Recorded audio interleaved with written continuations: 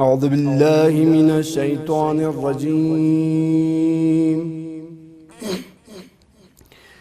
بسم الله الرحمن الرحيم. وإذا سمعوا ما أنزل إلى الرسول ترى أعينهم تفيض من الدمع مما عرفوا من الحق يقولون ربنا آمنا فاكتبنا مع الشاهدين. وما لنا لا نؤمن بالله وما جاءنا من الحق ونطمع أن يدخلنا ربنا مع القوم الصالحين. فأثابهم الله بما قالوا جنات تجري من تحتها الأنهار خالدين فيها وذلك جزاء المحسنين. والذين كفروا وكذبوا بآياتنا أولئك أصحاب الجحيم. يا أيها الذين آمنوا لا تحرموا طيبات ما أحل الله لكم ولا تعتدوا إن الله لا يحب المعتدين. وكلوا مما رزقكم الله حلالا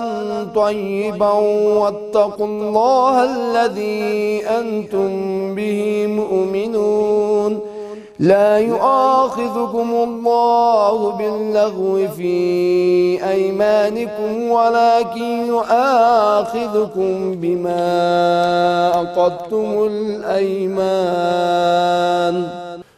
فكفارته إطعام 10 مساكين من أوسط ما تطعمون أهليكم أو كسوتهم أو تحرير رقبة. فمن لم يجد فصيام 3 أيام ذلك كفارة أيمانكم إذا حلفتم واحفظوا أيمانكم كذلك يبين الله لكم آياته لعلكم تشكرون. يا أيها الذين آمنوا إنما الخمر والميسر والأنصاب والأزلام رجس من عمل الشيطان فاجتنبوه لعلكم تفلحون. إنما يريد الشيطان أن يوقع بينكم العداوة والبغضاء في الخمر والميسر ويصدكم عن ذكر الله وعن الصلاة فهل أنتم منتهون؟ وأطيعوا الله وأطيعوا الرسول واحذروا فإن توليتم فاعلموا أنما على رسولنا البلاغ المبين. ليس على الذين آمنوا وعملوا الصالحات جناح فيما طعموا إذا ما اتقوا وآمنوا وعملوا الصالحات ثم اتقوا وآمنوا ثم اتقوا وأحسنوا والله يحب المحسنين. يا أيها الذين آمنوا ليبلونكم الله بشيء من الصيد تناله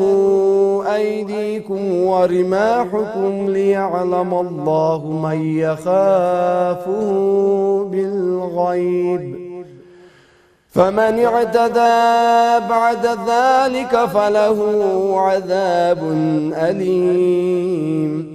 يا أيها الذين آمنوا لا تقتلوا الصيد وأنتم حرم ومن قتله منكم متعمدا فجزاء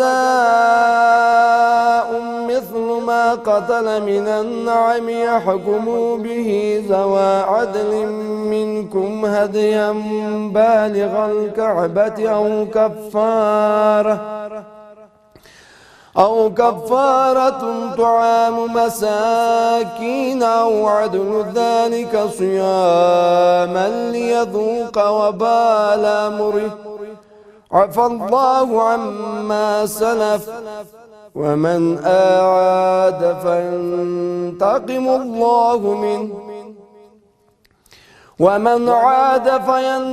الله منه والله عزيز ذو انتقام. أحل لكم صيد البحر وطعامه متاعا لكم وللسيارة وحرم عليكم صيد البر ما دمتم حرما واتقوا الله الذي إليه تحشرون. جعل الله الكعبة البيت الحرام قياما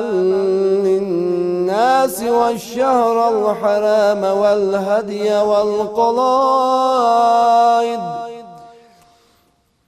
ذلك لتعلموا أن الله يعلم ما في السماوات وما في الأرض وأن الله بكل شيء عليم.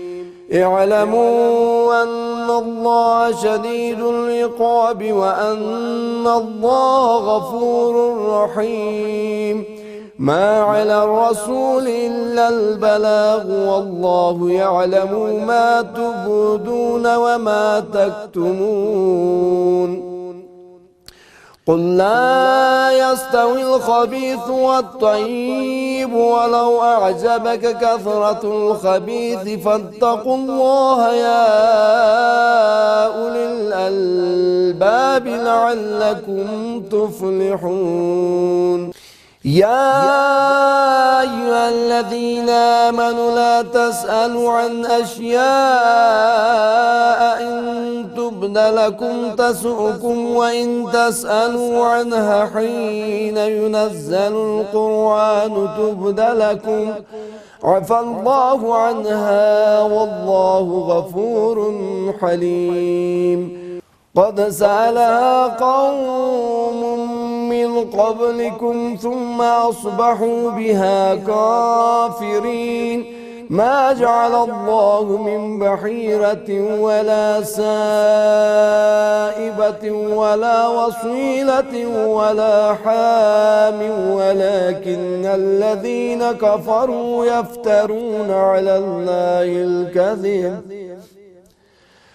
وأكثرهم لا يعقلون. وإذا قيل لهم تعالوا إلى ما أنزل الله وإلى الرسول قالوا حسبنا ما وجدنا عليه آباءنا أولو كان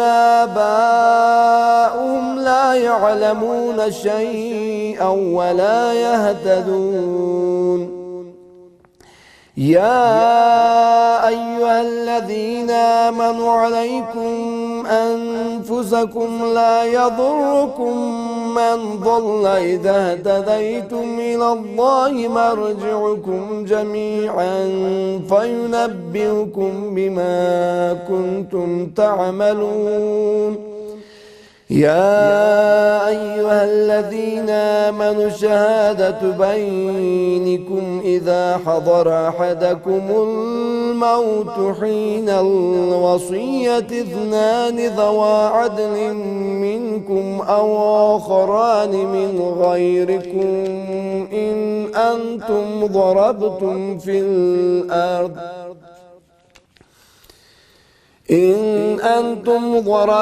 في الأرض فأصابكم مصيبة الموت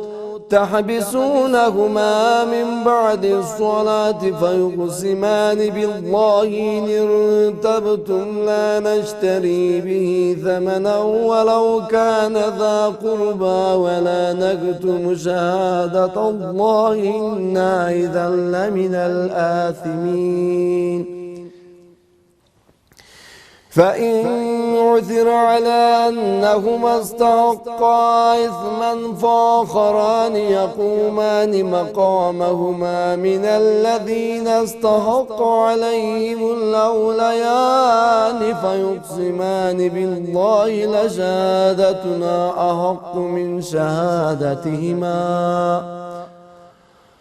أحق من شهادتهما وما اعتدينا إنا إذا لمن الظالمين ذلك أدنى أن يأتوا بالشهادة على وجهها أو يخافوا أن ترد أيمان بعد أيمانهم واتقوا الله واسمعوا والله لا يهدي القوم الفاسقين يوم يجمع الله الرسل فيقول ماذا أجبتم قالوا لا علم لنا إنك أنت علام الغيوب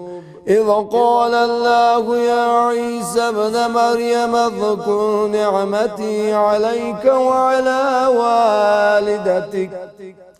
إذ أيدتك بروح القدس تكلم الناس في المهد وكهلا وإذ علمتك الكتاب والحكمة والتوراة والإنجيل وإذ تخلق من الطين كهيئة الطير بإذني فتنفخ فيها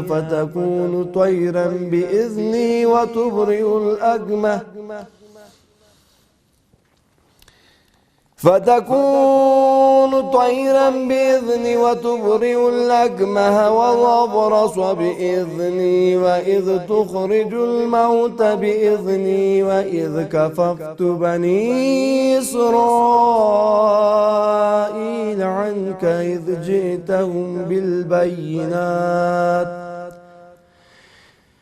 جئتهم بالبينات فقال الذين كفروا منهم إن هذا إلا سحر مبين وإذا أوحيت إلى الحواريين أن آمنوا بي وبرسولي قالوا آمنا واشهد بأننا مسلمون إذا قال الحواريون يا عيسى ابن مريم هل يستطيع ربك أن ينزل علينا مائدة من السماء قال اتقوا الله إن كنتم مؤمنين قالوا نريد أن نأكل منها وتطمئن قلوبنا ونعلم أن قد صدقتنا ونكون عليها من الشاهدين قال عيسى ابن مريم اللهم ربنا أنزل علينا مائدة من السماء تكون لنا عيدا لأولنا وآخرنا وآية منك وارزقنا وأنت خير الرازقين قال الله إني منزلها عليكم فمن يكفر بعد منكم فإني أعذبه عذابا لا أعذبه أحدا من العالمين وإذ قال الله يا عيسى ابن مريم أنت قلت للناس اتخذوني وأمي إلهين من دون الله قال سبحانك ما يكون لي أن أقول ما ليس لي بحق إن كنت قلته فقد علمته تعلم ما في نفسي ولا أعلم ما في نفسك إنك أنت علام الغيوب ما قلت لهم إلا ما أمرتني به أن اعبدوا الله ربي وربكم وكنت عليهم شهيدا ما دمت فيهم فلما توفيتني كنت أنت الرقيب عليهم وأنت على كل شيء شهيد إن تعذبهم فإنهم عبادك وإن تغفر لهم فإنك أنت العزيز الحكيم قال الله هذا يوم ينفع الصادقين صدقهم لهم جنات تجري من تحتها الأنهار خالدين فيها أبدا رضي الله عنهم ورضوا عنه ذلك الفوز العظيم لله ملك السماوات والأرض وما فيهن وهو على كل شيء قدير بسم الله الرحمن الرحيم الحمد لله الذي خلق السماوات والأرض وجعل الظلمات والنور ثم الذين كفروا بربهم يعدلون هو الذي خلقكم من طين ثم قضى أجلا وأجل مسمى عنده ثم أنتم تمترون وهو الله في السماوات وفي الأرض يعلم سركم وجهركم ويعلم ما تكسبون وما تأتيهم من آية من آيات ربهم إلا كانوا عنها معرضين فقد كذبوا بالحق لما جاءهم فسوف يأتيهم أنباء ما كانوا به يستهزئون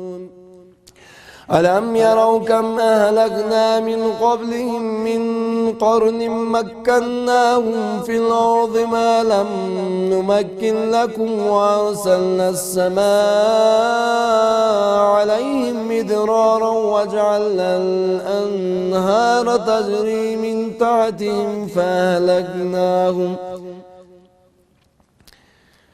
من تحتهم فأهلكناهم بذنوبهم وأنشأنا من بعدهم قرنا آخرين ولو نزلنا عليك كتابا في قرطاس فلمسوه بأيديهم لقال الذين كفروا إن هذا إلا سحر مبين وقالوا لولا أنزل عليه ملك ولو أنزلنا ملكا لقضي الأمر ثم لا ينظرون ولو جعلناه ملكا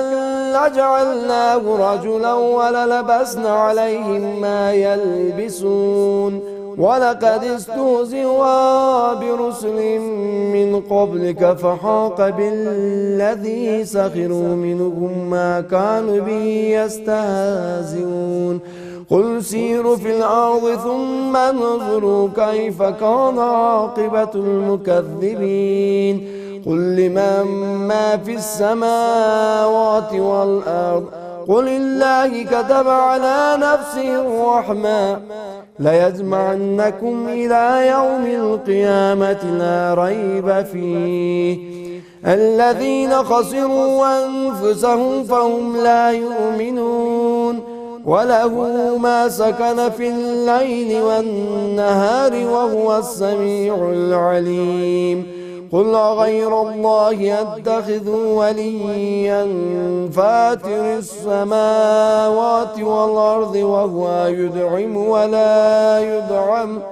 قل إني أمرت أن أكون أول من أسلم ولا تكونن من المشركين قل إني أخاف إن عصيت ربي عذاب يوم عظيم من يصرف عنه يومئذ فقد رحمه وذلك الفوز المبين وإن يمسسك الله بضر فلا كاشف له إلا هو وإن يمسسك بخير فهو على كل شيء قدير وهو القاهر فوق عباده وهو الحكيم الخبير قل أي شيء أكبر شهادة قل الله شهيد بيني وبينكم وأوحي إلي هذا القرآن لأنذركم به ومن بلغ أئنكم لتشهدون أن مع الله آلهة أخرى قل لا أشهد قل إنما هو إله واحد وإنني بريء مما تشركون الذين آتيناهم الكتاب يعرفونه كما يعرفون أبناءهم الذين خسروا أنفسهم فهم لا يؤمنون ومن أظلم ممن افترى على الله كذبا أو كذب بآياته إنه لا يفلح الظالمون ويوم نحشرهم جميعا ثم نقول للذين أشركوا أين شركاؤكم الذين كنتم تزعمون ثم لم تكن فتنتهم إلا أن قالوا والله ربنا ما كنا مشركين انظر كيف كذبوا على أنفسهم وضل عنهم ما كانوا يفترون ومنهم من يستمع إليك وجعلنا على قلوبهم أكنة أن يفقهوا وفي آذانهم وقرا وإن يروا كل آية لا يؤمنوا بها حتى إذا جاءوك يجادلونك يقول الذين كفروا إن هذا إلا أساطير الأولين وهم ينهون عنه وينأون عنه وإن يهلكون إلا أنفسهم وما يشعرون ولو ترى إذ وقفوا على النار فقالوا يا ليتنا نرد ولا نكذب بآيات ربنا ونكون من المؤمنين بل بدا لهم ما كانوا يخفون من قبل ولو ردوا لعادوا لما نهوا عنه وإنهم لكاذبون وقالوا إن هي إلا حياتنا الدنيا وما نحن بمبعوثين ولو ترى إذ وقفوا على ربهم قال أليس هذا بالحق قالوا بلى وربنا قال فذوقوا العذاب بما كنتم تكفرون قد خسر الذين كذبوا بلقاء الله حتى إذا جاءتهم الساعة بغتة قالوا يا حسرتنا على ما فرطنا فيها وهم يحملون أوزارهم على ظهورهم ألا ساء ما يزرون وما الحياة الدنيا إلا لعب وللدار الآخرة خير للذين يتقون فلا تعقلون قد نعلم إنه ليحزنك الذين يقولون فإنهم لا يكذبونك ولكن الظالمين بآيات الله يجحدون ولقد كذبت رسل من قبلك فصبروا على ما كذبوا وأوذوا حتى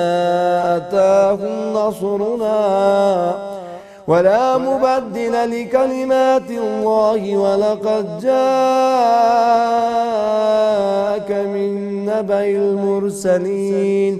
وإن كان كبر عليك إعراضهم فإن استطعت أن تبتغي نفقا في الأرض أو سلما في السماء فتأتيهم بآية ولو شاء الله لجمعهم على الهدى فلا تكونن من الجاهلين إنما يستجيب الذين يسمعون والموت يبعثهم الله ثم إليه يرجعون وقالوا لولا نزل عليه آية من ربه قل إن الله قادر على أن ينزل آية ولكن أكثرهم لا يعلمون وما من دابة في الأرض ولا طائر يطير بجناحيه إلا أمثالكم ما فرطنا في الكتاب من شيء ثم إلى ربهم يحشرون والذين كذبوا بآياتنا صم وبكم في الظلمات من يشاء الله يضلل ومن يشاء يجعله على صراط مستقيم قل أرأيتكم إن آتاكم عذاب الله أو أتتكم الساعة أغير الله تدعون إن كنتم صادقين بل إياه تدعون فيكشف ما تدعون إليه إن شاء وتنسون ما تشركون ولقد أرسلنا إلى من قبلك فأخذناهم بالبأساء والضراء لعلهم يتضرعون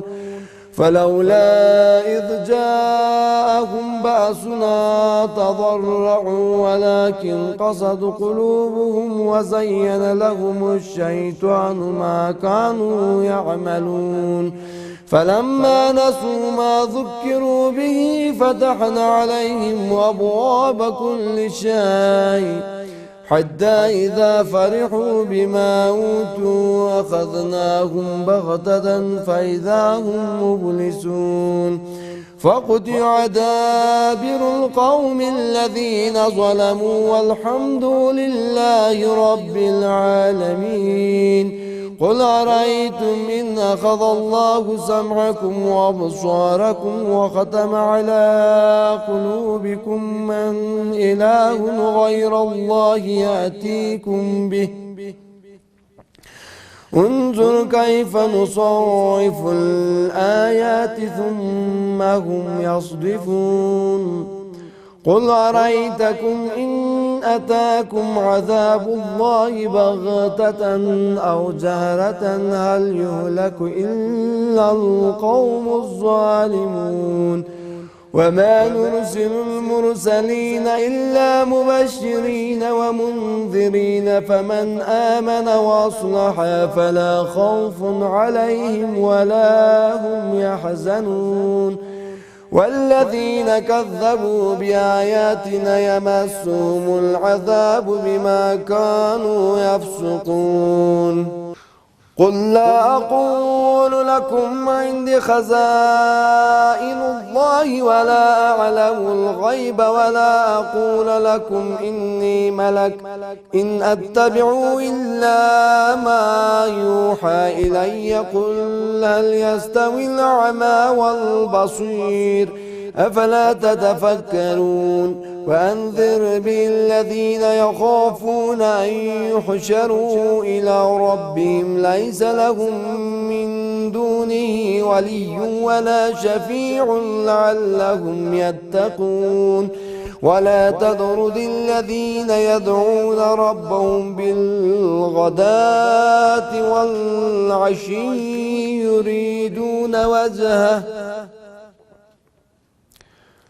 والعشي يريدون وجهه ما عليك من حسابهم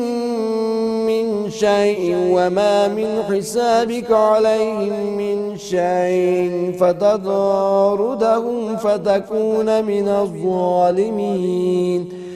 وكذلك فتن بعضهم ببعض ليقولوا هؤلاء من الله عليهم من بيننا ليس الله بأعلم بالشاكرين وإذا جاءك الذين يؤمنون بآياتنا فقل سلام عليكم كتب ربكم على نفسه الرحمة أنه من عمل منكم سوءا بجهالة ثم تاب من بعده وأصلح فأنه غفور رحيم وكذلك نفصل الآيات ولتستبين سبيل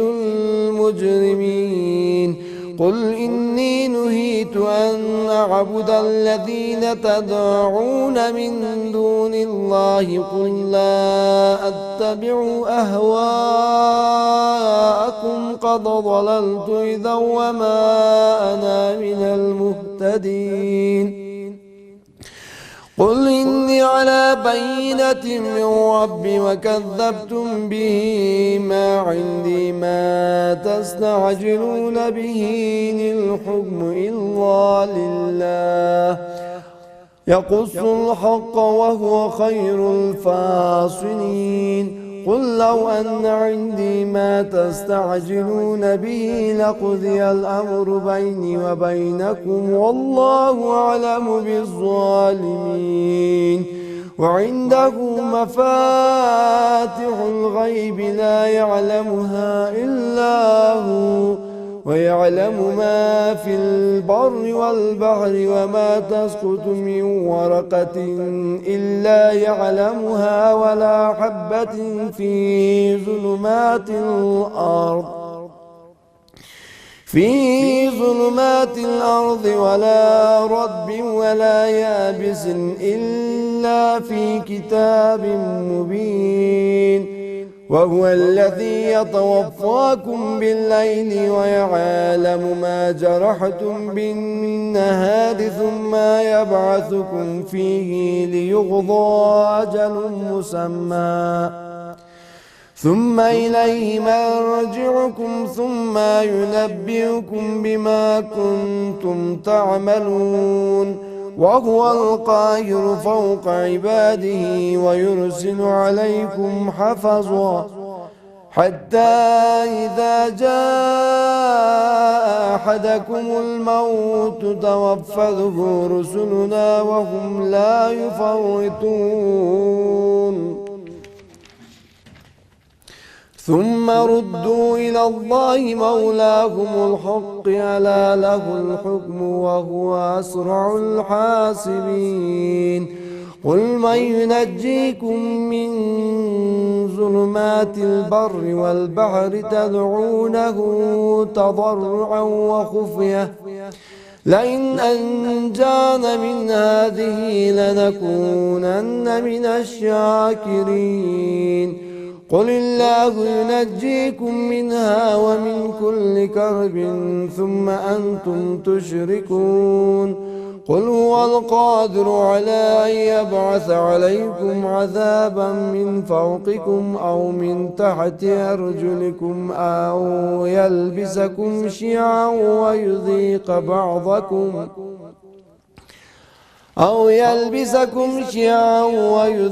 بعضكم بأس بعض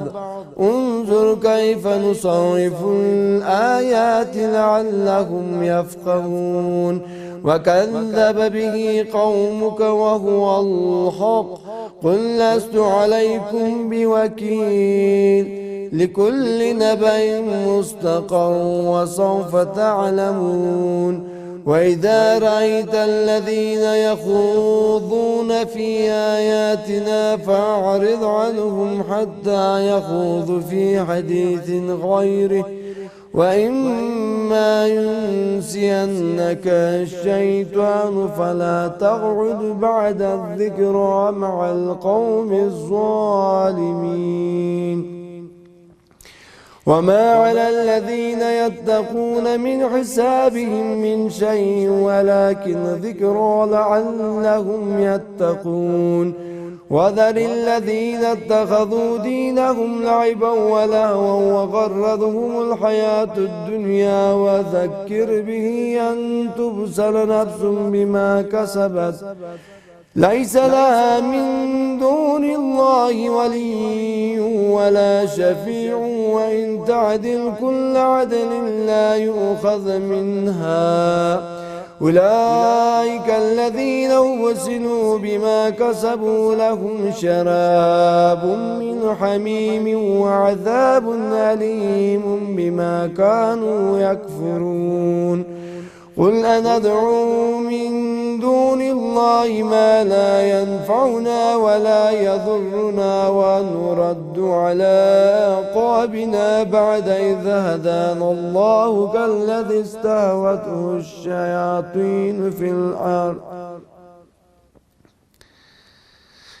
كالذي استهوته الشياطين في الأرض حيران له أصحاب يدعونه إلى الهدى ائتنا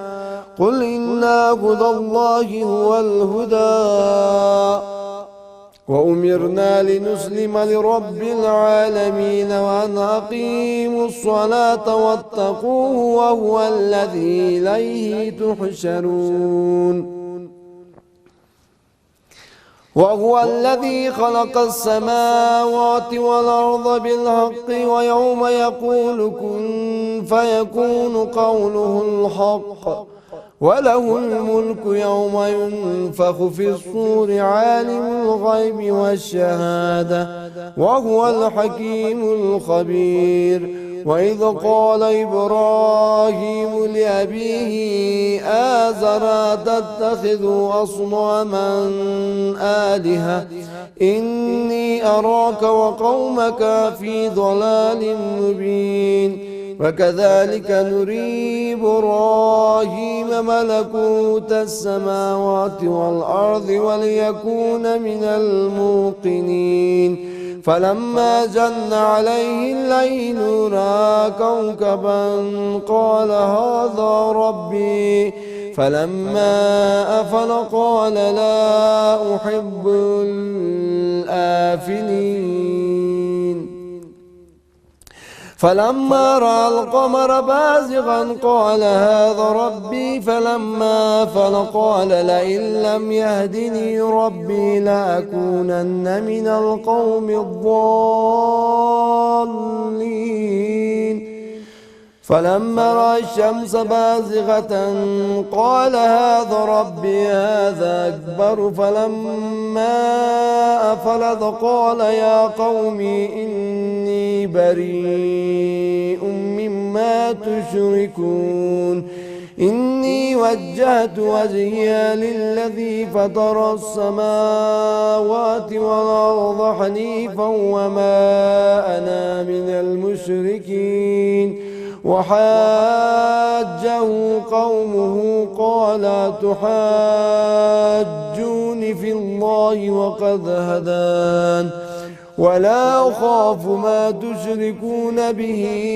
إلا أن يشاء رب شيئا وسع رب كل شيء علما أفلا تتذكرون وكيف أخاف ما أشركتم ولا تخافون أنكم أشركتم بالله ما لم ينزل به عليكم سلطانا فأي الفريقين أحق بالأمن إن كنتم تعلمون الذين آمنوا ولم يلبسوا إيمانهم بظلم أولئك لهم الأمن وهم مهتدون وتلك حجتنا آتيناها إبراهيم على قومه نرفع درجات من نشاء إن ربك حكيم عليم ووهبنا له إسحاق ويعقوب كلا هدينا ونوحا هدينا من قبل ومن ذريته داود وسليمان وأيوب ويوسف وموسى وهارون وكذلك نجزي المحسنين وزكريا ويحيى وعيسى وإلياس كل من الصالحين وإسماعيل واليسع ويونس ولوطا وكلا فضلنا على العالمين ومن آبائهم وذرياتهم وإخوانهم واجتبيناهم وهديناهم إلى صراط مستقيم ذلك هدى الله يهدي به من يشاء من عباده ولو أشركوا لحبط عنهم ما كانوا يعملون أولئك الذين آتيناهم الكتاب والحكم والنبوة فإن يكفر بها هؤلاء فقد وكلنا بها قوما ليسوا بها بكافرين أولئك الذين هدى الله فبهداه مقتده قل لا أسألكم عليه أجرا إن هو إلا ذكرى للعالمين وما قدروا الله حق قدره إذ قالوا ما أنزل الله على بشر من شيء قل من أنزل الكتاب الذي جاء به موسى نورا وهدى للناس تجعلونه قراطيس تبنونها وتخفون كثيرا وعلمتم ما لم تعلموا أنتم ولا آباؤكم قل الله ثم ذرهم في خوضهم يلعبون وهذا كتاب أنزلناه مبارك مصدق الذي بين يديه ولتنذر أم القرى ومن حولها والذين يؤمنون بالآخرة يؤمنون به وهم على صلاتهم يحافظون ومن أظلم ممن افترى على الله كذبا أو قال أوحي إلي ولم يوحى إليه شيء ومن قال سأنزل مثل ما أنزل الله ولو ترى إذ الظالمون في غمرات الموت والملائكة باسطوا أيديهم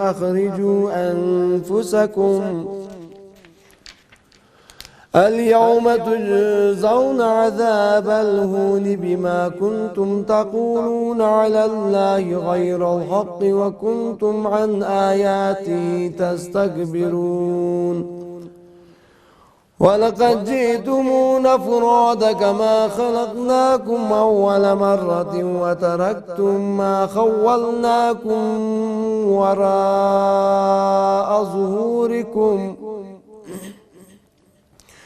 وما نرى معكم شفعاءكم الذين زعمتم أنهم فيكم شركاء لقد تقطع بينكم وضل عنكم ما كنتم تزعمون إن الله فالق الحب والنوى يخرج الحي من الميت ومخرج الميت من الحي ذلكم الله فأنى تؤفكون فالق الإصباح وجعل الليل سكنا والشمس والقمر حسبانا ذلك تقدير العزيز العليم وهو الذي جعل لكم النجوم لتهتدوا بها في ظلمات البر والبحر قد فصلنا الآيات لقوم يعلمون وهو الذي أنشاكم من نفس واحدة فمستقر ومستودع قد فصلنا الآيات لقوم يفقهون وهو الذي ينزل من السماء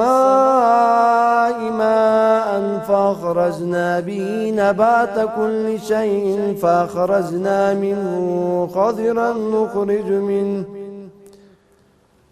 فأخرجنا منه خضرا نخرج منه حبا متراكبا ومن النخل من طلعها قنوان دانية وجنات من عناب والزيتون والرمان متشابها وغير متشابه انظروا إلى ثمره إذا أثمر وينعه إن في ذلكم لآيات لقوم يؤمنون وجعلوا لله شركاء الجن وخلقهم وخرقوا له بنين وبنات بغير علم سبحانه وتعالى عما يصفون بديع السماوات والأرض أنى يكون له ولد ولم تكن له صاحبة وخلق كل شيء وهو بكل شيء عليم ذلكم الله ربكم لا إله إلا هو خالق كل شيء فاعبدوه وهو على كل شيء وكيل لا تدركه الأبصار وهو يدرك الأبصار وهو اللطيف الخبير قد جاءكم بصائر من ربكم فمن أبصر فلنفسه ومن عمي فعليها وما أنا عليكم بحفيظ وكذلك نصرف الآيات وليقولوا درست ولنبينه لقوم يعلمون اتبع ما أوحي إليك من ربك لا إله إلا هو وأعرض عن المشركين ولو شاء الله ما أشركوا وما جعلناك عليهم حفيظا وما أنت عليهم بوكيل ولا تسبوا الذين يدعون من دون الله فيسبوا الله عدوا بغير علم كذلك زينا لكل أمة عملكم ثم إلى ربهم مرجعهم فينبئهم بما كانوا يعملون وأقسموا بالله جهد أيمانهم لئن جاءتهم آية ليؤمنن بها قل إنما الآيات عند الله وما يشعركم أنها إذا جاءت لا يؤمنون ونقلب أفئدتهم وأبصارهم كما لم يؤمنوا به أول مرة ونذرهم في طغيانهم يعمهون صدق الله العلي العظيم. اللهم صل وسلم وزد وبارك على رسول الله وآله الأطهر